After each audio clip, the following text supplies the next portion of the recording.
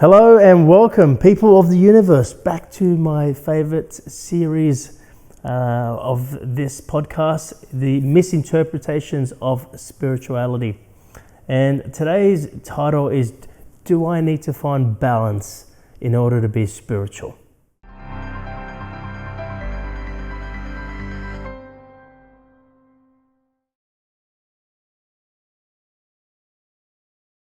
What do you think? You guys think balance is important to find in order to be spiritual? Can we be very unbalanced and be spiritual still?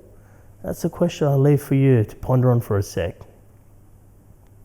This misinterpretation around balance is a good one, because if you think about a balanced life, I'm not saying we shouldn't have a balanced life. I think it plays a very important role, and I'll talk more about that in a moment. But it kind of sounds a little bit limiting, doesn't it? To be living in balance. That means if you had a positive, you would have equal negative. If you had winnings, you would have equal losings. That's a balanced life. Now, I want to talk to you about this balance just really quickly. Let's just contemplate on this. If you look at your life and you reflect on your life, do you find that when you have something amazing happen and you acknowledge that amazing experience, that soon enough, sometimes immediately, you find that you experience something that you perceive to be maybe a negative experience? This is the balance. If you look at nature, it's in balance. Everything has a balance around it. But I guess the question is it important for you to find your balance? Now, here's the thing. I think there's a natural balance in our lives, and maybe we don't see it all the time. But if we looked, we would find that our life it has a balance to it. You have an amazing win at work.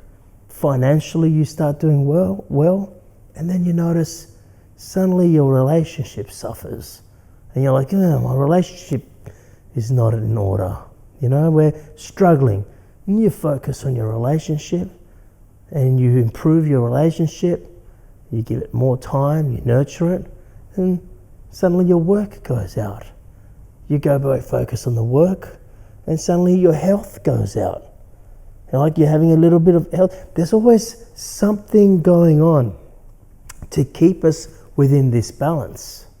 So I wanted to kind of make that statement first. And this is something for you to reflect on. Again, I can't tell you the answer. This is for you to ponder on and go, does that seem to be true for me? Or do I really have all my ducks in a row? Because the thing is, within the balance, you're never going to have all your ducks in a row. There's always going to be a duck missing here or there. Things are going well here, something goes missing there. Something gets fulfilled there, and it goes missing there. Only you can be honest with yourself and go, is that an interesting interpretation, or is that an interesting observation? There is already a balance. Okay? That's the first part I want to talk to you about. The second part is it important? And this is where I want to talk about the misinterpretation. Is it important for you to find the balance? Yes, I believe it's important.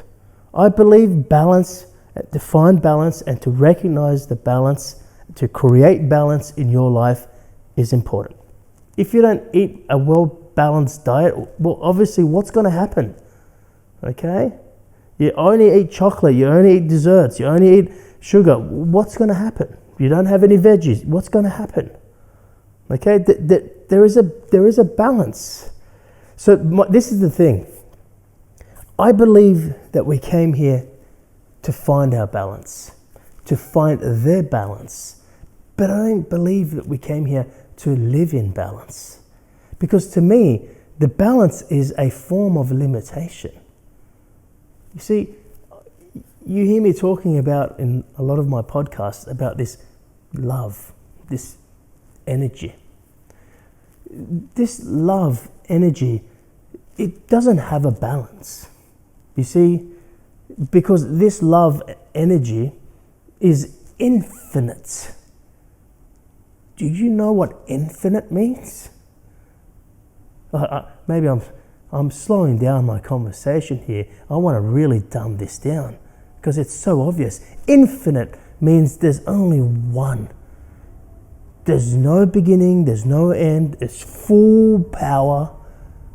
But the biggest thing I want to share with you here about infinite means there's only one. The reason it means there's only one, it's because for there to be two, for this infinite energy, for there to be two infinite energies, then it's not infinite if there's two. Because if there's two, and I'll slow down here, infinite means there's no beginning or end.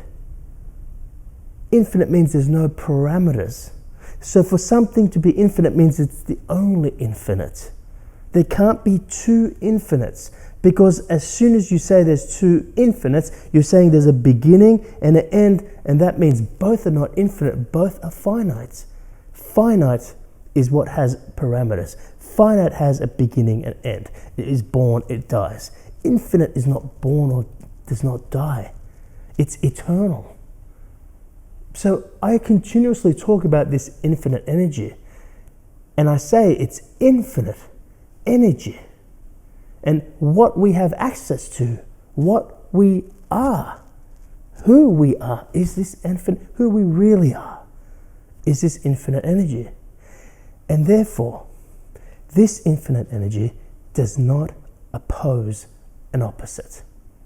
It does not have an opposite, because for it to have an opposite, you're saying it has a beginning and an end. Infinite, there is no opposite. You may talk about a finite love and say, well, there's love and there's the opposite hate. Or there's love and the opposite fear. You know, there's positive and the opposite of it is negative. There's right, there's wrong. There's good, there's bad. There's up, there's down. There's in, there's out.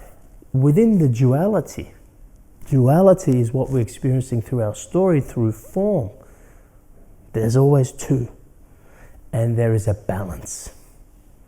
You have love, you can have fear. You have fear, you can have love. You can have love, you can have hate. And they can be experienced in a balanced way. But the infinite love that I continuously talk about, there is no beginning or end, therefore there is no opposite. There's only one. So here's why I believe that we came here to find balance, but not live in balance. We came here to find balance so we can transcend balance. Because the balance, if you think about it, it's kind of a prison. I mean, if there's equal good, there's equal bad. If there's peace in the world, there's war. If there's love, there's fear. If there's right, there's wrong. If there's wrong, there'll be right. If a negative experience is experienced, there will be an equal positive from it. It's just a matter of seeing it. If you say that's right, well, that could be wrong. It's just the way you see it. It's your perception. So to me, balance is important to find, only to transcend it. We must find balance to be able to rise above it. We must find balance to transcend the balance. We didn't come here to live in balance. We came here to have an infinite experience in a finite world. The finite world is the world of form. We came here to experience our infiniteness within the finite world. We didn't come here to live in balance. We came here to find balance so we can transcend balance. To me, it's like a seesaw. Life is like a seesaw. And when you're sitting at the edge of the seesaw, I sometimes take my son, who's 3 years old, Orlando, and I sit on one side of the seesaw, he sits on the other. Obviously, you can imagine what's happening. I'm the heavy side. So it doesn't work really well, does it? So I put my daughter on the other side, and that works much more balanced. Okay? And when you're at the edge of the seesaw, what happens to your up and down? You have far greater up and down when you're sitting at the edge of the seesaw compared to when you're sitting closer to the center. You see, as you're moving in your life, you have ups and downs. But as you become more conscious, as you become more aware, as you become more balanced, and you create a balanced mindset, what begins to happen is you move closer to the center of who you are. If this is the seesaw, if I'm sitting here, my up and down is far less compared to when I was sitting at the edge, where I'm experiencing far more up and down in life. What happens as I draw closer and closer to the center? What happens when you are at your center? What happens when you are at balance? The world outside of you will continue to move up and down, yet you won't. You see, that's why it's important to find balance, because balance is the door of the truth. Balance is the door of who you are. But we didn't come here just to sit at the door, did we?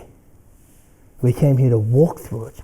We came here to transcend the balance, not to live in the balance. So do I need to find balance in order to be spiritual?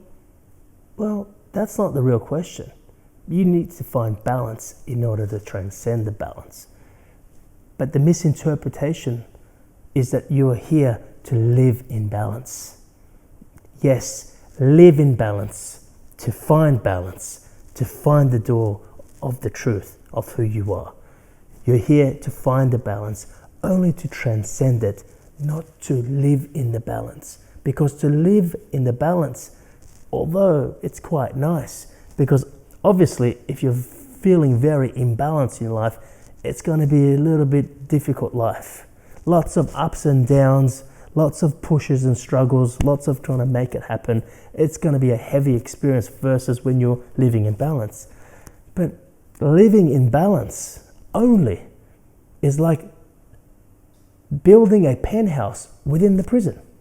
You're still in the prison, but you've got the penthouse suite. And you're like, you know what? Life is sweet. I've got my suite here, but you look out, you're still within the prison. The misinterpretation is that people feel that they're here to find balance and then to live in balance. No. There's one more step. Find balance and then transcend balance. That's when you can experience the infinite self, your infiniteness within the finite world. Become an infinite being in the finite world. That's the message for today. That's the podcast. See you next time.